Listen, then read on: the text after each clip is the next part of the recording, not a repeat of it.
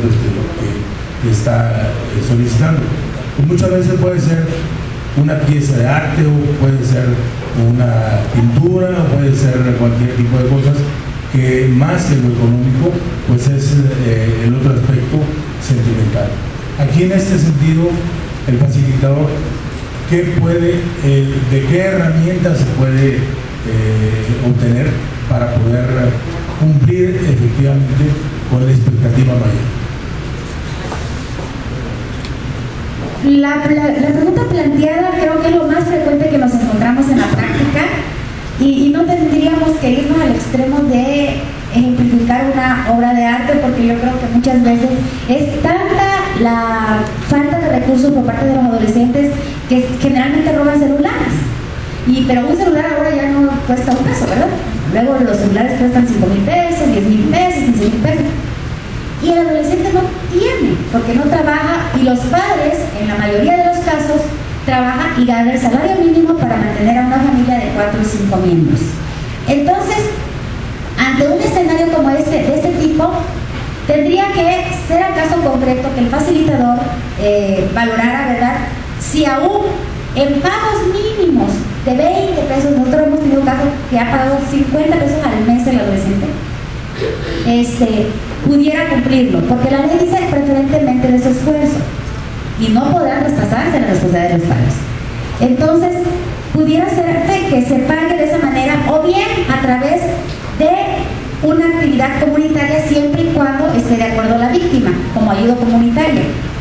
Pero en el supuesto que usted planteaba, que ya era una cuestión invaluable, muy cara, donde ya el Estado tendría que responder, que para allá va su pregunta, efectivamente, la Ley General de Víctimas y la Ley de Víctimas en el Estado, de todos los estados, tienen una disposición correlativa relacionada a la creación del Comité de Atención a Víctimas. El Comité de Atención a Víctimas debe de contar, por disposición de la propia ley, con un recurso económico destinado al pago de indemnizaciones y reparación del daño. En el caso de Durango, no tengo entendido, no sé si está documentado, ¿verdad?, si existe o no. Les comparto ahorita en Chiapas que se hizo. Se hicieron juego de hormiga durante todo el tiempo que está la ley, que ya tiene 2 años, pero como ya las ONGs están golpeando muy fuerte ante la falta de pago, la fiscal para la atención a las víctimas y derechos humanos de la Fiscalía se vio la necesidad apremiante de crear un proyecto que ya fue aprobado y ya es vigente, ya se constituyó. ¿Cuál era el tope? ¿Cuál era el problema real que había? El recurso. Entonces ella, como ya está sintiendo mucha presión por parte de los organismos de la sociedad civil, lo que pidió fue un fondo inicial de 100,000 pesos. Ahorita, el chiste era crearlo por decreto oficial, que se creara, y 100,000 pesos como fondo. Entonces, ahorita que lleguen los primeros asuntos, pues a ver cómo le va a hacer, porque pues hemos visto los casos que se están condenando a millones y millones de pesos. Pero ahorita ya se dio ese primer pasito de crearlo. Tiene que existir y hay disposición en la ley de víctimas que es exigible para el Estado, ¿no? Ahí estaría la respuesta de que sí, se tiene que cumplir con el pago de la reparación del daño, ¿no? ¿Alguien más? Sí, ahora.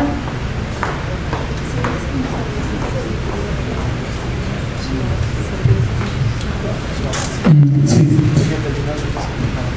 Ahorita de las que escuché también que hablaste de los indígenas, yo soy tepehuano. Aunque ahorita soy pasante de derecho y he fungido como traductor.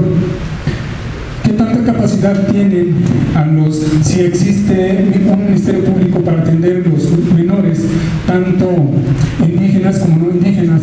Porque a mí me ha tocado una sola persona con una niña en una interrogación donde me citan de la fiscalía para traductor, para interrogar a una niña. Cuando llegan a la fiscalía, resulta que ya tenían un traductor que era una policía del Mezquital, tepehuano, y luego llegué a la fiscalía y toqué en la oficina donde estaban interrogando a la niña y me presenté, donde dije: a mí me está hablando de traductor, yo soy traductor, por si me citan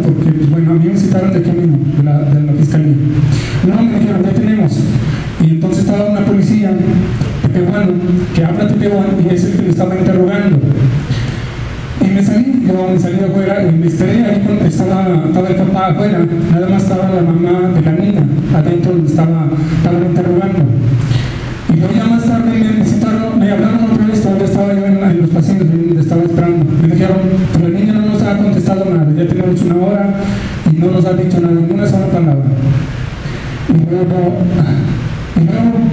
bueno, porque aparte de eso me visitaron porque, pues, más bien de derechos humanos también. Me representé como parte de derechos humanos, aparte de traductor. Bueno, a ver, deja pasar, yo hablo con la niña, a ver qué dice. Entonces entré adentro donde estaban haciendo mi interrogación. Ya le platiqué de Tepehuán todo, de lo que le pasó, todo, y luego le platiqué también por qué lo estaban interrogando, enfoqué todo esto de manera bien. Y la niña empezó luego a platicar, se soltó hablando de Tepehuán, todo eso, y todo lo que le sucedió y todo. Pero digo yo, bueno, en mi propia manera de ver es de que no tenían capacidad, no sé qué estaban haciendo, pero no le hicieron hablar a la niña. Tepehuán, el policía, incluso el policía habla Tepehuán, le estaba preguntando a Tepehuán, pero no le pudieron hacer hablar. No sé, ni el Ministerio Público, era un agente del Ministerio Público que yo digo que no tiene capacidad. Y luego igual salimos de ahí y lo llevaron al tribunal, creo, el que está por ahí mismo del Cerezo, acá de este lado, un tal Cerezo. Allí como que no permiten, los que están ahí encargados como que no permiten las traducciones en Tepehuán, porque a de cuenta llegamos, a mí, yo me acompañé al Ministerio Público y la policía que llevaron a la niña al tribunal. Ahí nada más lo recibió la gente del Ministerio Público y habló nada más con la gente del Ministerio Público y agarraron a la niña y se la llevaron. Incluso la niña llorando y la mamá se quedó llorando, ahí no le informaron nada, ni la niña le convencieron por qué se va a quedar, ni la mamá le convencieron por qué le van a dejar allí. O sea, como que allí no admiten tampoco traducción, nada más.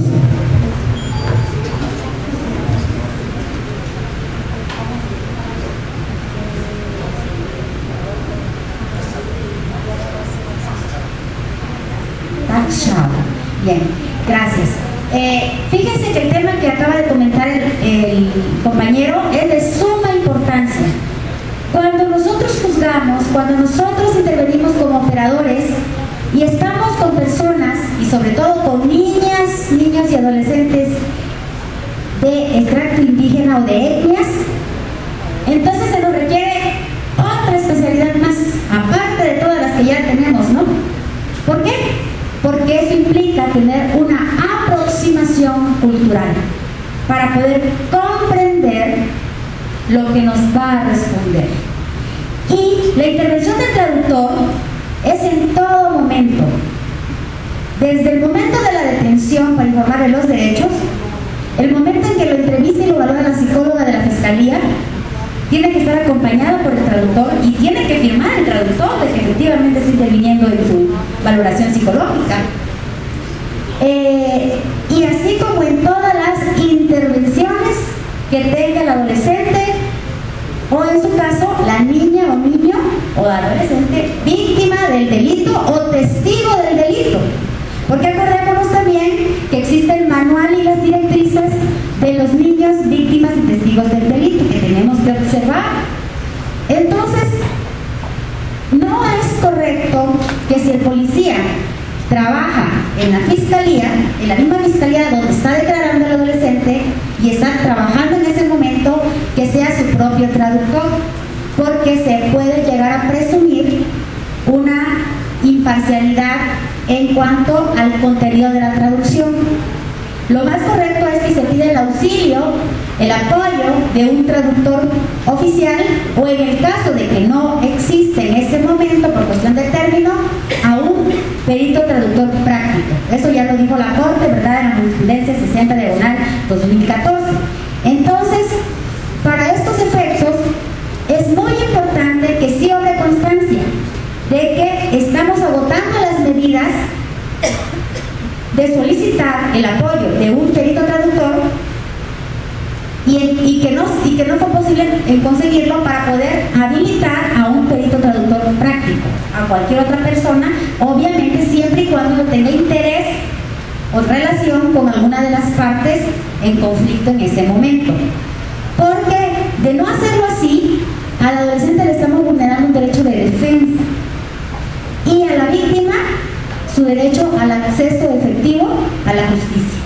Entonces es muy importante que se haga la intervención por parte del traductor de manera oportuna y cada vez que intervenga. Esto es esencial. Y también que los operadores, si no comprendemos algún concepto en razón de la cultura o de la cosmogonía que puedan llegar a tener, preguntar al traductor, para ustedes o para ustedes que viven en esa región, ¿qué significa esta palabra?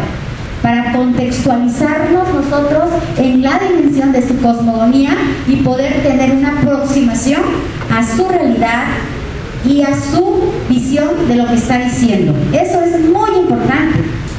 Para efectos de juzgar con una mirada de multiculturalidad, debemos también estar preparados, porque es totalmente diferente. Se requiere tener conocimiento de las costumbres y de los usos de la región, pero además de la variante en la lengua. Porque si resulta que él me dice Tepehuán,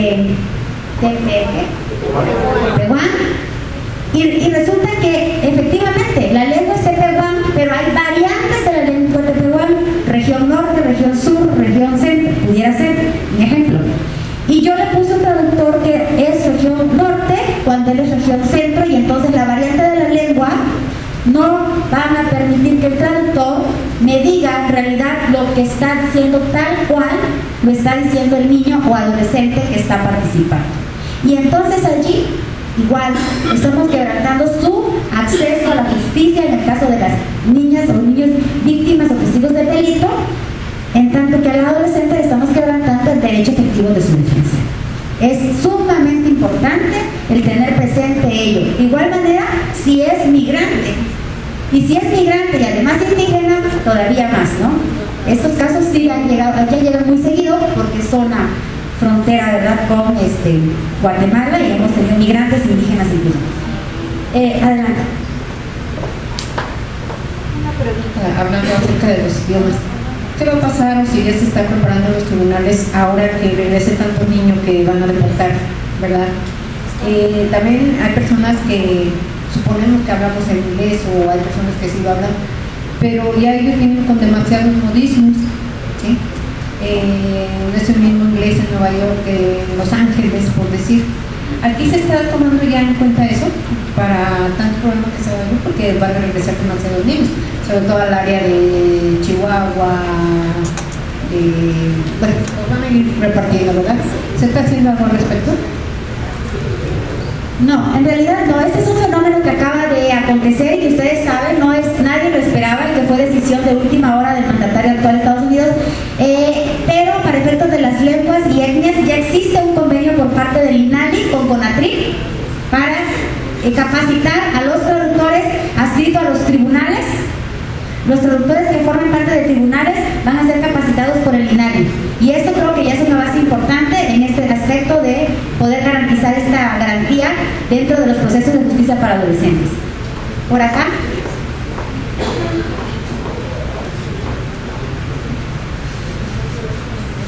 Yo trabajo en fiscalía, soy agente del Ministerio Público, y el tribunal tiene traductores certificados. Mi esposo es el agente del Ministerio Público del Mezquital, y cada vez que ocurre alguna situación donde la persona no habla español y conforme a derecho pues se le debe de dar un traductor, se les asiste, de lo contrario no se lleva la audiencia. Entonces también no es posible que cualquier persona pueda entrar a traducir alguna audiencia, porque no sabemos qué persona es. Debe de ser una persona especializada y certificada por el tribunal. Ese es el que tenía la primera sala de la Suprema Corte de Justicia de la Nación. Sin embargo, luego en la tesis que les comentaba, 60/2014, si no mal recuerdo, 2013 o 2014, pero es 60, ya emitió el criterio donde decía que sí se podía usar un perito práctico siempre y cuando, en razón del término constitucional, en audiencia del término constitucional, no se hubieran contado con un traductor certificado y se hubieran agotado todas las medidas al alcance. ¿Por qué?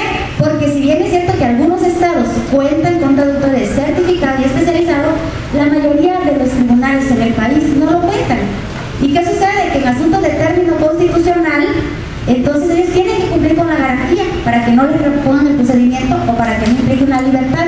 Por lo tanto, dice, ok, tú ya votaste y pediste un certificado a la dependencia más próxima dentro del término de 24 horas, ¿o qué? ¿En qué hora vas a tener tu audiencia? ¿En 3 horas? ¿En 4 horas? Y te dicen que no hay, o que los que hay están todos comisionados porque tienen actividades. Entonces sí, ya acreditaste que pediste y que no hubo. Entonces ya agotaste las medidas a tu alcance y sí puedes nombrar a uno que no sea un perito certificado en estos casos.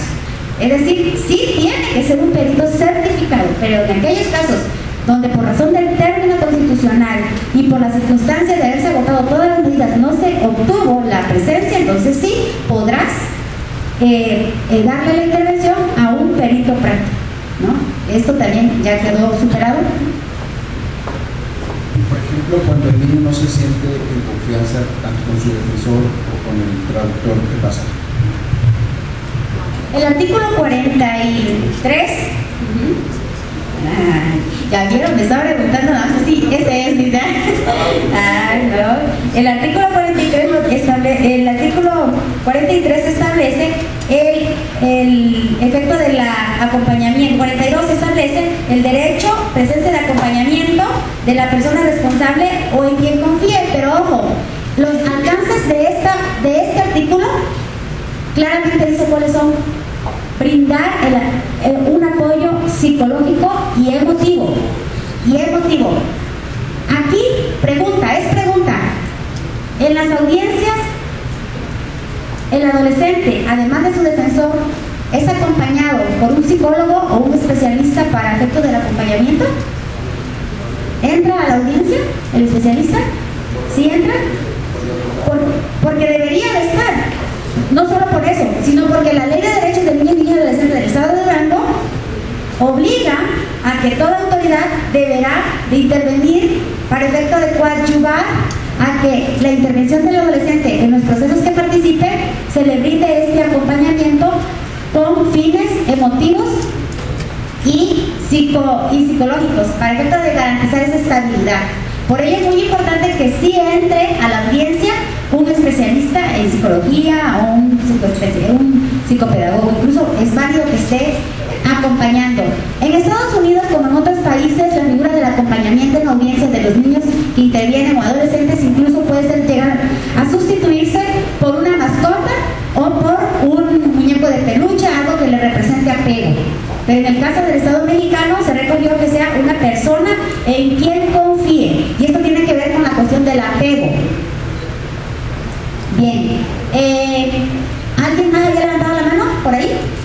Si no, vamos a continuar con el tema de audiencia inicial. Sí. En cuanto a esa situación del apego, me queda duda si también pudiera considerarse cuando los jóvenes pertenecen a pandillas, el líder de la pandilla incluso le dicen mamá o papá y tienen un apego real, verdadero hacia esa persona que es el líder. Si pudiera válidamente estar esa persona acompañándolo en audiencia, o bien utilizar, conforme lo señala el artículo 149, como un excluyente si fue por una obediencia debida al líder de la partida. Son dos casos diferentes. La primera narrativa que me realiza tiene que ver con que si él es el líder de la pandilla, ¿puede acompañarlo para efecto de brindarle el acompañamiento? Yo te diría que conforme al artículo 11 de la Ley Nacional nos dice que el adolescente deberá estar acompañado en las audiencias de los padres, tutores o quien ejerza la patria potestad. Sin embargo, el último párrafo nos dice, siempre y cuando no le represente un peligro o un riesgo el que se presente. Creo que aplicaríamos esta parte porque la figura que le representa ese pandillero al adolescente es una figura de autoridad, una figura de afecto. Entonces, aplica y pudiera darse aquí esta excepción que pone la propia ley, que si le representa una situación dañina o que contravenga o menoscabe los derechos del adolescente o al adolescente, entonces se puede efectuar. No. Y la otra hipótesis de tu narración tiene que ver con obediencia debida. Obediencia debida tiene que ver con el grado de participación en el hecho considerado como delito por parte del adolescente cuando obedece a una persona que le representa autoridad. Ahí sí, en todo caso, si el adolescente tiene es menor de 14 años y es mandado, por este caso, por el pandillero que tiene la figura del padre, a pasar la droga, a vender la droga, pudiera operar esta figura, siempre y cuando esté debidamente documentada, ¿verdad? ¿Alguien más levantó la mano por allá? Si no, vamos a empezar a ver el tema de audiencia de control. Quiero comentarles todo muy de manera práctica, porque me gustaría que mañana hiciéramos un ejercicio final. Este ejercicio final va a tener que ver con un caso práctico, donde vamos a recrear un sociodrama vista desde una realidad ordinaria de los casos que nos llegan y después llevarlo a judicializar para que tengamos una visión completa de todo lo que estemos platicando en estos momentos, en estas horas. Bien, el tema de la audiencia inicial ustedes ya ahorita lo han vivido. Sin embargo, también al igual que todos, estamos pasando por muchas incógnitas y por muchas contradicciones, porque cada quien interpreta el artículo como quiere, y sobre todo la gran duda en materia de adolescentes ¿es supletorio o no es supletorio para este caso el Código Nacional? Esa es la gran pregunta en materia de adolescentes a la hora de la práctica. Pero bien, claramente nos lo dice el artículo 118, que para las etapas del procedimiento nos van a regir el Código Nacional. Aquí hay algo muy importante que debemos de tener presentes. El legislador nacional fue un legislador tramposo, porque cuando en el artículo 73, fracción 21, se estableció que se tendrían facultades para legislar en materia de justicia para adolescentes, la intención era que la legislación tendría que ser en lo procesal. Y resulta que, oh sorpresa, la ley de adolescentes nos remite a todos los procedimientos de audiencias del Código Nacional. En realidad no trae mayor parte que sea procedimental. Es poco el procedimiento que se encuentra contemplado en la Ley Nacional de Adolescentes, y en la gran mayoría nos remitimos al Código Nacional. Y en este sentido, entonces, el artículo 129, 130 nos hablan de la flagrancia, y el 130 nos remite a la supletoriedad del Código Nacional, la Constitución y tratados internacionales. Pero aquí vamos a encontrar un gran primer planteamiento. Le pido a alguien, por favor, no, mejor voy a echar un recorrido, ¿no? Y voy a ver quién me va a hacer favor de apoyarme a leer. El artículo 129 de la Ley Nacional. Por favor, ¿me ayuda a leer? Sí, por favor.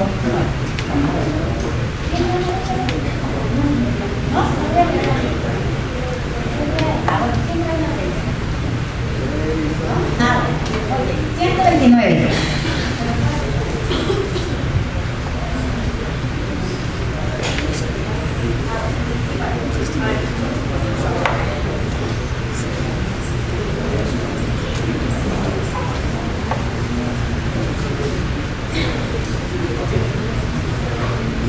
Artículo 129. Detención en flagrancia. Cuando una persona adolescente sea sorprendida en la comisión de una conducta que la ley señale como delito, podrá ser detenida sin orden judicial y deberá ser puesta a disposición inmediata de la autoridad más cercana, y esta con la misma prontitud lo pondrá a disposición del Ministerio Público competente. El primer respondiente deberá hacer el registro inmediato de la detención. Al tener a su disposición a la persona adolescente, el Ministerio Público evaluará si procede decretar la libertad, dictar un criterio de oportunidad o remitir al adolescente a un programa educativo. Si ello no fuera posible, deberá determinar si, a su juicio, existe la necesidad de la imposición de una medida cautelar y su tipo, lo que deberá informar a la brevedad a la defensa de la persona adolescente. Asimismo, deberá considerar ponerlo a disposición del juez de control sin agotar el plazo de 36 horas al que se refiere el artículo siguiente. Muchas gracias. ¿Cuántas hipótesis de flagrancia tiene el 129?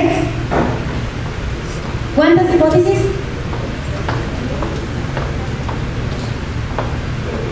¿Tres? ¿Tres por acá? ¿Cuántas? ¿Una? Ajá, sí, una. Muy bien. ¿Quién más? Solo tiene una. En el momento. Solamente tiene una hipótesis de flagrancia. ¿Qué pasaría si la defensa me dice en una audiencia inicial, el Ministerio Público alega el 146, fracción segunda, inciso B, fracción segunda del Código Nacional?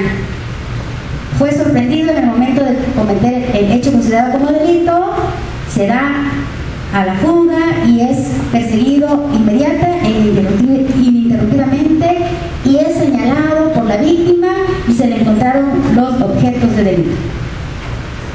Y ese va a ser el argumento del Ministerio Público. Y la defensa me va a decir, con fundamento en el artículo 129, señoría, le solicito que no declare delegada la detención en virtud que la ley especial debe prevalecer sobre la ley supletoria, la cual no es supletoria al haber disposición expresa de la ley de la materia en el artículo 129, que solamente contempla una hipótesis de flagrancia que es en el momento de ser sorprendido, que a la luz del artículo primero constitucional, párrafo tercero y cuarto, párrafo noveno del Código de la Constitución Nacional, que establece el interés superior del menor en toda decisión de la autoridad, es preferente la aplicación de este supuesto por ser menos gravoso.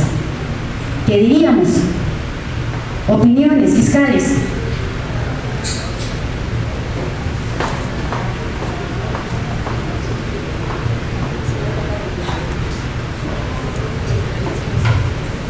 Bueno, en mi punto de vista sería que preponderantemente se tiene que aplicar la ley especial. O sea, si en la exposición de motivos precisamente la ley nacional es un sistema preponderantemente garantista, pero primeramente haciendo valer esos derechos antes de que el menor sea restituido en un procedimiento, que esa es la última ratio para poderlo llevar a un procedimiento ante un juez, agotar todas las alternativas.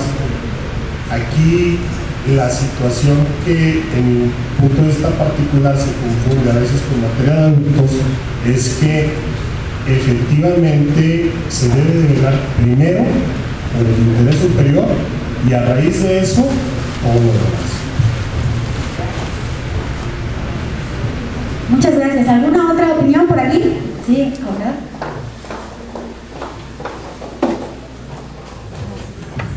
Yo opino que se debería aplicar la ley que más favorezca al imputado, en virtud de que es menor de 18 años de edad y la ley está para otorgarle la mayor cantidad de derechos que pueda tener. ¿Alguna otra opinión?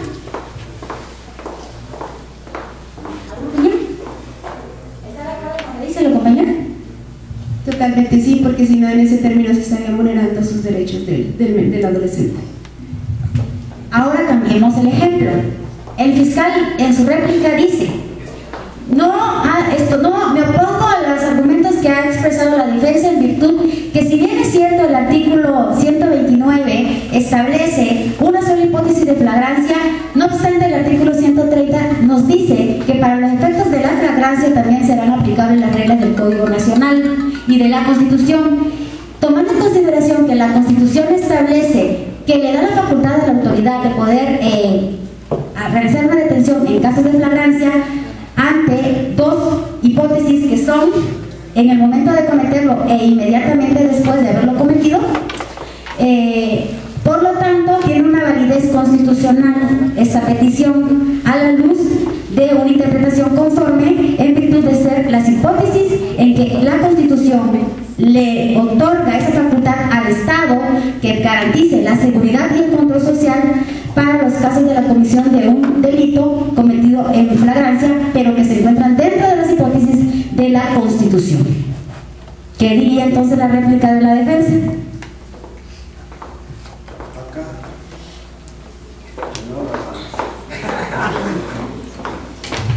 Yo como defensa pediría que se aplique un factor de convencionalidad para que sea el propio criterio del juzgador y que impere, pero yo considero, en otro ángulo, si ya no soy la defensora, que sí opera la flagrancia en ese tipo de comisión de delito. Pero si yo soy la defensa, le pido al juez que aplique un factor de convencionalidad, pero mi verdad que es en este caso promenor. Es que hay argumento para los dos lados. En realidad, aquí ¿de qué se trata? Se trata de que se le barrió al legislador. Es otro gran error que cometió al establecer la redacción del 129 en esos términos. Porque ¿para qué puso en el 130 después que para los casos de flagrancia se entenderá tal lo previsto en el Código Nacional y en la Constitución? Bueno, muy buenas tardes. Soy el licenciado Juan Luis, agente del Ministerio Público.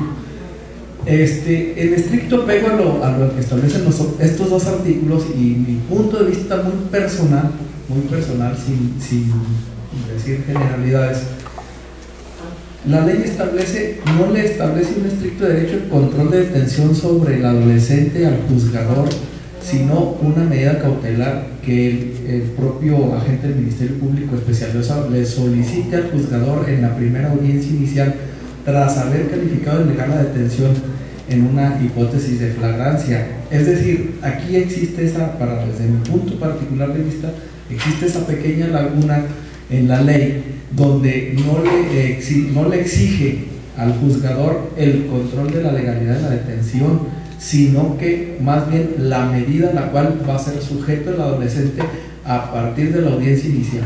Ese es mi punto de vista. Qué visión tan diferente y tan interesante, porque él está interpretando el segundo párrafo del 129 que lo establece.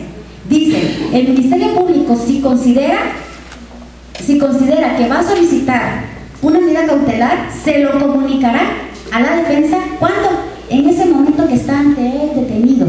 No se lo va a comunicar cuando estemos en audiencia inicial ante el juez, sino aquí, en este momento que está detenido con él. Entonces, el planteamiento que hace, la interpretación que le acaba de dar el licenciado, en razón a la literalidad de lo establecido en el primer párrafo, pero interpretándolo de manera integral con el segundo párrafo, no te está hablando de un control de la detención, como nos lo establece el Código Nacional, sino únicamente te va a pedir la cautelar.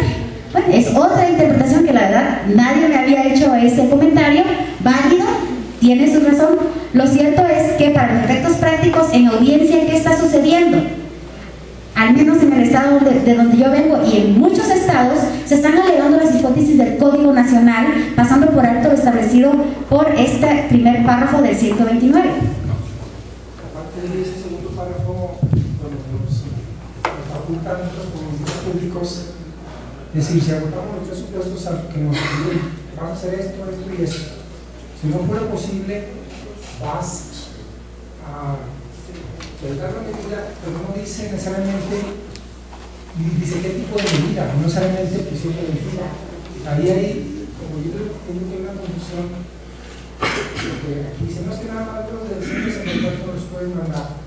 Yo considero que los podemos mandar todos los delitos y dar pedido otro tipo de medida, no solamente prisión preventiva. Bien, gracias. Aquí hacen una observación complementaria, que la cautelar a que se refiere el segundo párrafo del 110 y 129 no necesariamente tiene que ser el internamiento preventivo, sino que pudiera ser cualquiera de las medidas previstas en el artículo 119, que nos enlista 11 fracciones de las diferentes medidas cautelares que pudieran solicitarse. Pero bueno, el punto a debatir era acerca de las hipótesis de flagrancia. En la Constitución tenemos dos, en el Código Nacional se desdoblan muchas más. Sí, yo considero que primeramente debe de prevalecer el principio pro persona, que a raíz de la reforma de derechos humanos del 2011 se implementó en el artículo 1.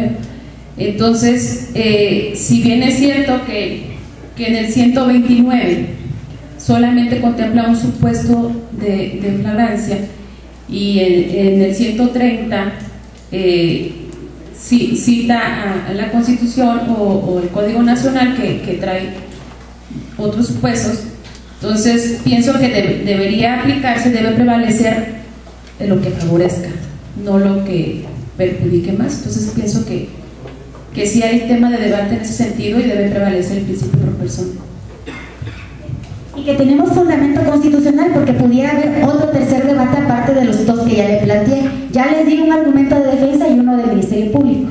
Ahora un tercer debate sería, entonces existiría una colisión de derechos constitucionales de lo previsto en el artículo 4, párrafo 9 constitucional, y lo previsto en el artículo 16, párrafo 5 constitucional, al establecer cuáles son las hipótesis de flagrancia y el interés superior del menor, porque por una parte el Ministerio Público va a alegar el acceso a una tutela efectiva de la víctima, de pedir el control de la detención, pero por otra parte el interés superior del menor está siendo tutelado ante la disposición expresa de la norma en el artículo 129 de un único supuesto de flagrancia, que a la luz del artículo 17 de la propia ley, aplicación de la ley más favorable, y el artículo 1 constitucional pudieran hacer un buen argumento debidamente fundamentado, que también es muy válido, que a la luz de la convencionalidad y una interpretación conforme pudiera ser preferente por ser más benéfico.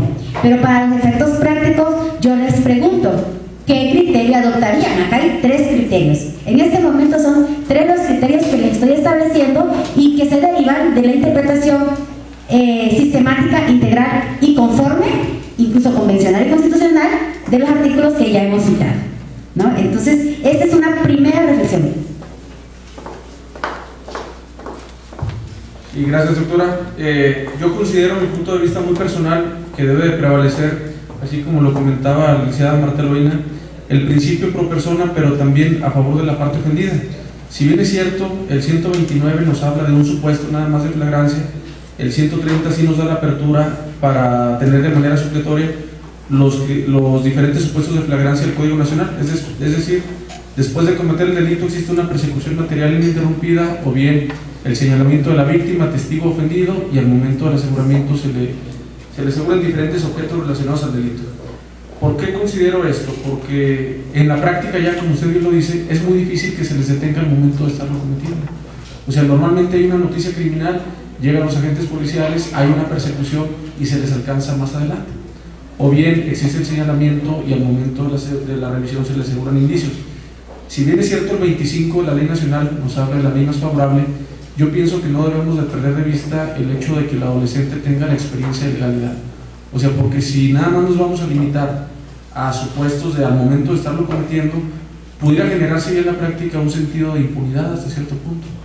También algo que a mí me llama mucho la atención es de que si nada más nos limitamos a la flagrancia pura, que es al momento de estarlo cometiendo, vamos a caer en vicios que a veces se caen, de que muchas detenciones en flagrancia pura son definitivamente violatorios de derechos humanos, porque lo justifican más o menos así, que al realizar una revisión, un recorrido de vigilancia en la unidad 0077 y una revisión de rutina, las revisiones de rutina son muy debatibles, y percibía un sujeto de actitud sospechosa, que son elementos también muy subjetivos, porque la Suprema Corte ya se pronunció en los niveles de contacto de la policía, que deben de estar relacionados a una noticia criminal, y cómo gradualmente la policía tiene que realizar una efectiva aplicación de los niveles de contacto.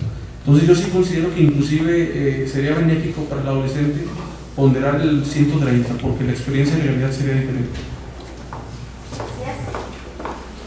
Ya ven cómo se van construyendo, a la luz de las diversas interpretaciones que podamos darle a la ley, diferentes criterios. Yo les dejo esta reflexión, no vamos a ahondar en mayores detalles. Yo creo que es muy interesante el poner énfasis en lo que establece la ley literalmente, luego lo que establece el 130 acerca de la remisión, y que repite, para los efectos de la flagrancia se remitirá a la Constitución y al Código Nacional.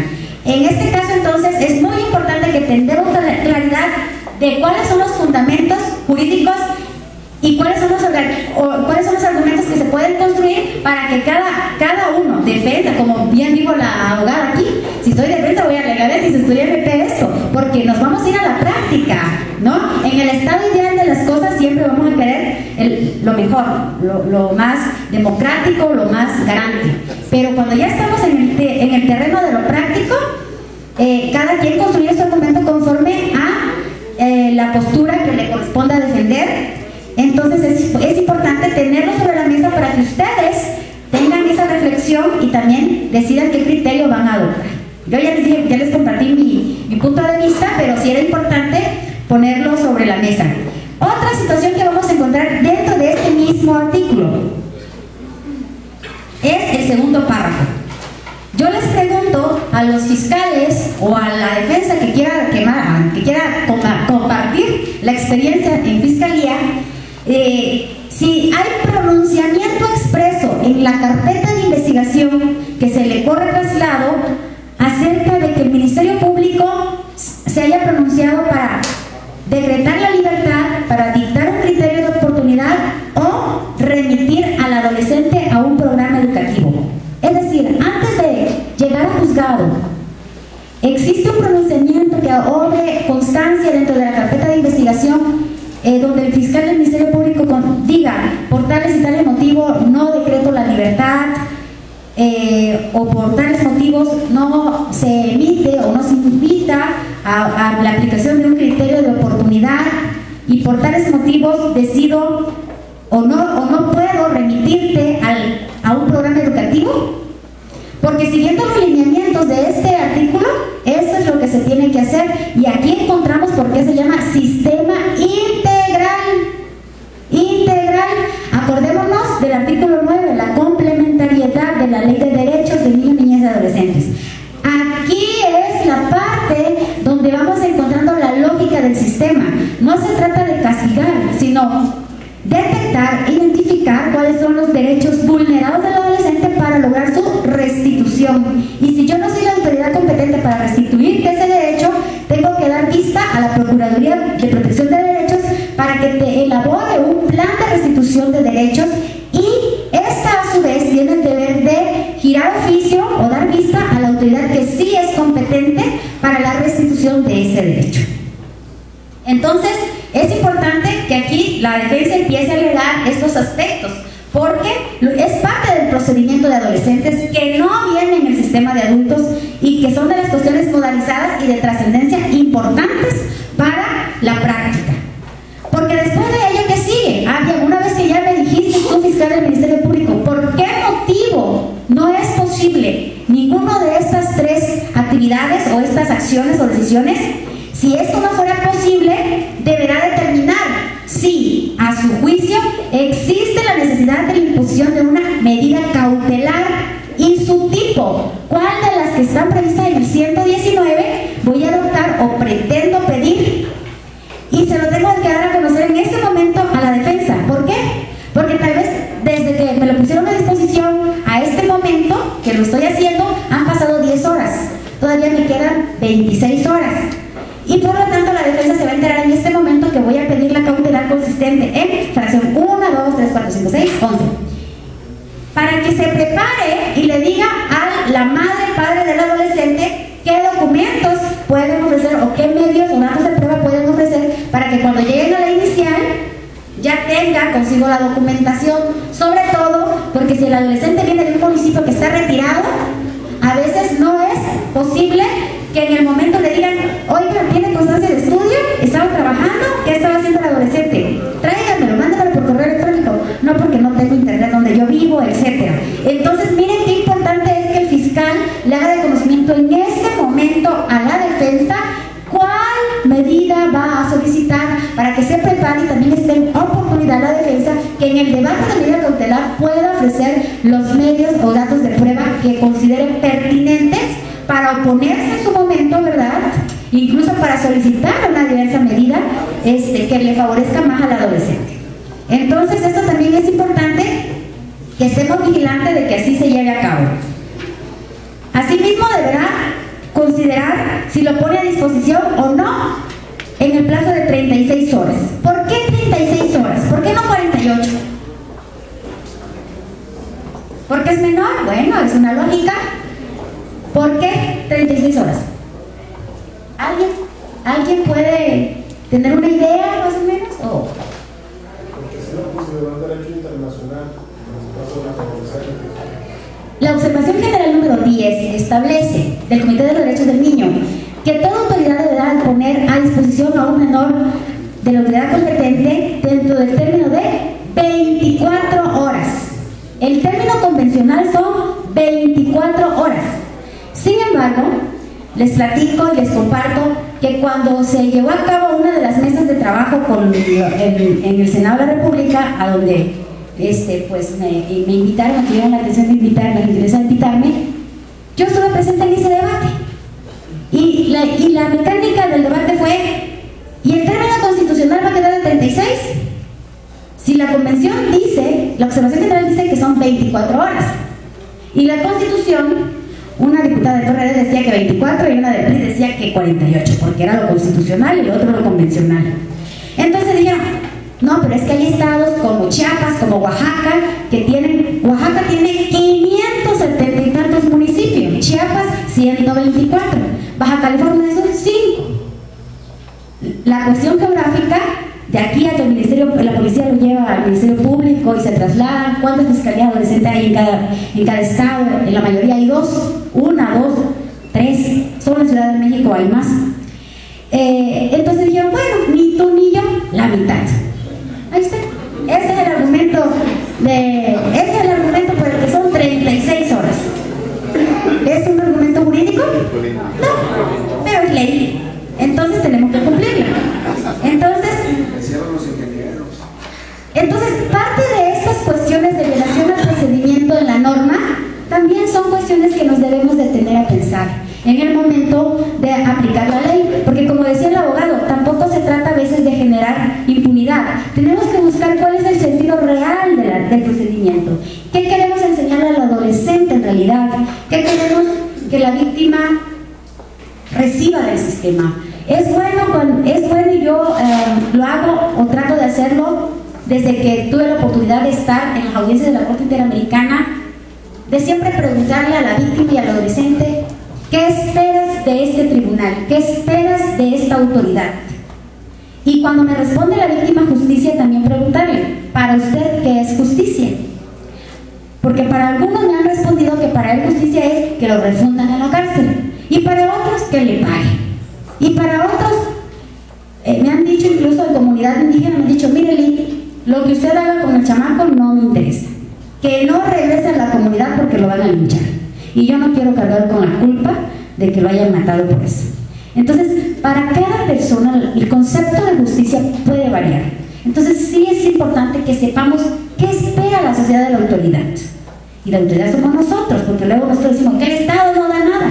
Nosotros somos el Estado, nosotros los operadores representamos al Estado y somos los que tenemos las facultades que el Estado nos confiere en razón de desempeñar un cargo público. Entonces esa parte es muy importante tenerla clara al momento de estar resolviendo. Bien, pero siguiendo entonces con la mecánica de la audiencia y de la propia ley, entonces encontramos estos dos artículos, y el 130, que es el último que nos habla de la audiencia inicial, es el que nos dice que en los casos de personas adolescentes detenidos en flagrancia, el término de la Constitución y el Código Nacional, el Ministerio Público deberá ponerlos a disposición del juez en un plazo que no exceda de 36 horas, salvo que el Ministerio Público requiera agotar el plazo constitucional por las características propias de la investigación que así lo justifique. Es decir, ya va a justificar por qué usó las 48. En caso de cumplimiento de orden de aprehensión o comparecencia, serán puestos de inmediata disposición del juez de control. Y hasta ahí acaba las disposiciones de la ley nacional en relación a la audiencia inicial, ¿no? Entonces nos remite a el Código Nacional, y ahí viene toda la substanciación de las audiencias. Pero ¿qué otro tema es importante establecer en el momento de el control de la detención? Lo primero que alega la defensa es tortura y malos tratos. Es lo primero. Demora injustificada derivada de tortura y malos tratos. No hay flagrancia Francia hay no la califique de legal porque hay una detención demorada en la que hubieron tortura y malos tratos, y aquí está el certificado de lesiones que establece que viene golpeando. Y además, de la hora en que lo detuvieron los policías a la hora en que llegó hasta el Ministerio Público, no es razonable el argumento de la dilación. El adolescente refiere que efectivamente lo trataron mal, lo golpearon, lo desnudaron, etc. La incomunicación también. También la incomunicación. El tiempo del traslado. Ahora, tenemos que tener claridad en los argumentos, porque muchas veces la defensa alega tortura y malos tratos y no te sabe especificar si te está alegando la tortura o malos tratos como violación de derechos humanos o como delito. Porque aquí la Corte, hasta la misma Corte se hizo bolas en un principio para establecer y definir la forma en que teníamos que actuar tanto la Fiscalía como los juzgadores ante los alegatos de tortura y malos tratos. En este sentido, el criterio actual que tiene ya la primera sala de la Corte es el siguiente: cuando el alegato de tortura sea como naturaleza de delito, el juzgador únicamente debe dar vista al Ministerio Público para que éste investigue y en su momento se abra la causa que corresponde en razón de esta investigación. Mientras tanto, aquí se continuará. Pero si te lo alegan como violación de derechos humanos, entonces se va a promover una incidencia de exclusión probatoria, previo a que se haya pronunciado el juzgador o juzgadora en relación a la existencia de esa posible tortura. En este momento voy a hablar de tortura porque es importante tener claridad que la ley que combate para sancionar la tortura, tratos crueles, denigrantes y malos tratos es reciente, del 26 de junio de 2017. Por lo tanto, estos hechos van a ser nuevos a partir de la vigencia. Los que se han alegado han sido de tortura por la anterior ley federal. Entonces, si me alegan violación de derechos humanos, no basta que el adolescente diga que fue golpeado, y no basta que haya un certificado médico. No basta. Dice la Corte en un amparo de revisión que acaba de resolver, 422 creo que lo traigo, que deberá ordenar el juzgador. Es el único caso cuando el juez puede ordenar que se elaboren los dictámenes conforme, psicológico y médico, conforme al protocolo de Estambul. ¿Por qué?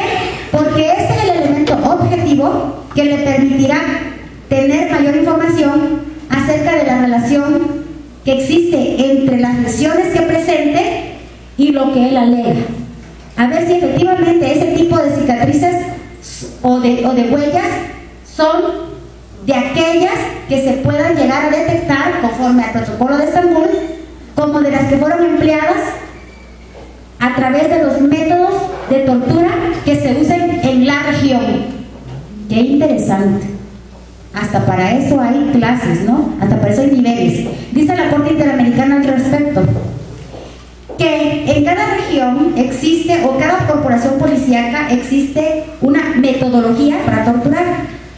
Por ejemplo, la preventiva solamente te pone una bolsa de nylon y te asfixia, por ejemplo. La municipal es así, te da hasta con palo, piedra, machete y lo que caiga, y te deja todo con huellas. O sea, cada una tiene sus modos operandi, y en razón del modo operandi hay ciertas categorías de lesiones que pueden ser calificadas como empleadas para los casos de tortura. Por eso dice en esta parte de revisión que es importante contar con este dictamen, con estos dictámenes médico y psicológico, para poder tener como una relación causal entre lo alegado por el adolescente y lo probado en relación a las huellas, para poder determinar en todo caso, con otros elementos que para entonces ya tendrá el juzgador, que efectivamente hubo una comisión de tortura. Ojo, dato importante es que en este alegato de tortura como violación de derechos humanos, el juzgador es investigador. investigador. Y ustedes dirán, ¿pero por qué? Si yo no soy fiscal. Es una cuestión convencional y también la propia ley lo establece. Toda autoridad investigará. No dice solamente el Ministerio Público, solamente la autoridad competente. Toda autoridad. Entonces, ¿en qué momento el juzgador va a pedir que se practique el protocolo, las dictámenes conforme al protocolo de Estambul? Únicamente lo va a solicitar cuando sea por una alegación a violaciones de derechos humanos. Imaginemos entonces que ya decretamos que efectivamente hay tortura por violación de derechos humanos. En consecuencia, es proceder a la exclusión de los datos de prueba, para poder saber después si después lo que nos queda limpio o válido son suficientes para mantener la situación jurídica que tiene el imputado dentro de la causa de robo ejecutado con violencia. Imaginemos, con independencia de que tendré que ya dar vista al fiscal del Ministerio Público para el combate a la tortura, para que continúe con la investigación de lo que aquí yo ya decreté, que es tortura por violación a derechos humanos. Qué interesante y qué complejidad y qué subjetivo puede llegar a ser todo esto. Yo los invito a que lean la nueva ley y que chequen el protocolo homologado, que es una versión del protocolo de Estambul, pero esta es a la mexicana, y que ya trae los formatos, ¿verdad? El protocolo homologado para la investigación de casos en los que se alega la tortura. Ya vienen incluso hasta los formatos de los dictámenes, cómo deben de ser, cómo se tienen que elaborar, porque no basta con que diga las conclusiones orientadas en tiempo y esfera, en sus 3 esferas, no presenta huellas o lesiones de tortura, y ya, acabó. Esto no es un dictamen conforme a los estándares del protocolo homologado. Entonces, si voy a hacer una declaratoria de violación de derechos humanos por la existencia de tortura y que con ello voy a tener por justificada la demora y que va a incidir en el fondo de la situación jurídica del imputado, debo entonces estar documentada para poder pronunciarme al respecto. Este es un tema muy frecuente que se alega siempre en audiencias. Pero miren, una vez entonces que ya iniciamos imaginemos que ya calificamos de legal la detención y posteriormente va a formular imputación al adolescente. Aquí hay algo muy interesante. Hay un artículo en la ley que es el artículo 42, si no mal recuerdo, 43, que es el derecho de participación, de ser escuchado, 43. El derecho a ser escuchado al adolescente. Dice la ley, en toda etapa del procedimiento deberá ser escuchado el adolescente. Esto significa entonces que después del debate, antes de que se resuelva sobre la legal detención, el adolescente debe ser escuchado. Antes, cuando viene la declaración de imputación, se le tiene que informar, ojo, este es el único momento procesal oportuno donde el adolescente, si declara, va a tener calidad de declaración ya jurisdiccional, ¿verdad? De órgano jurisdiccional, el debidamente estar informado de que puede declarar o tiene derecho a guardar silencio sin que esto signifique que guardar silencio sea aceptar una responsabilidad de los hechos que se le han comunicado en ese momento.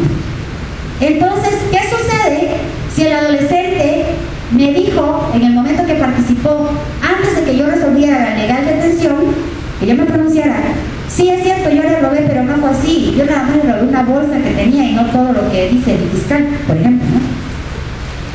Me lo está diciendo, pero no me lo está diciendo después de la formulación de imputación, que es el momento oportuno para declarar, como lo establece el Código Nacional. ¿Qué alcance probatorio o qué alcance jurídico merece esa expresión que hizo el adolescente?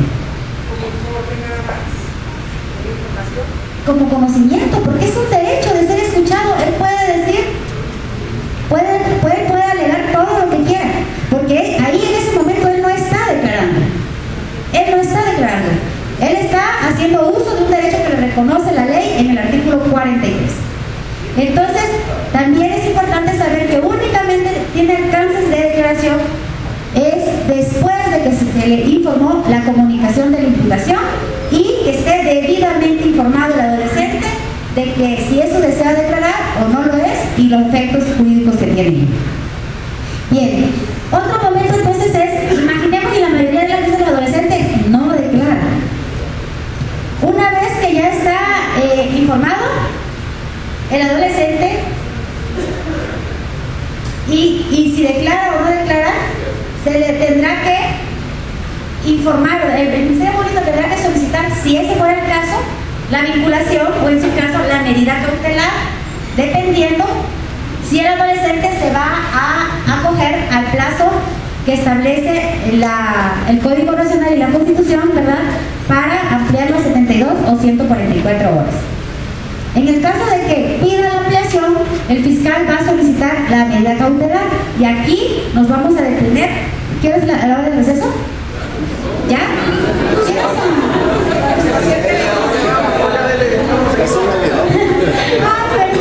Perdón. Déjenme decirles que yo voy hasta las 10 de la noche. Yo. No dije que ustedes, ¿verdad? Bien, ¿qué les parece? ¿Salimos 10 minutos? Porque medida cautelar nos va a llevar más tiempo y sí estoy segura que sí van a haber muchas intervenciones porque es un tema también de mucho debate. 10 minutos y regresamos, por favor.